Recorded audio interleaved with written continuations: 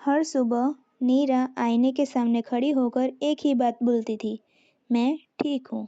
Doctor ने कहा था जब भी डर लगे यही दोहराना। शुरू शुरू में सब ठीक था, पर धीरे धीरे नीरा ने नोटिस किया आईने में उसका अक्स हर बार आधा सेकंड देर से हिलता था।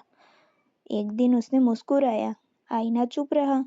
फिर आईने वाला नीरा मुस्कुराया। नीरा का दिल जोर से धड़का। उसने कांपती आवाज में कहा, मैं ठीक हूँ।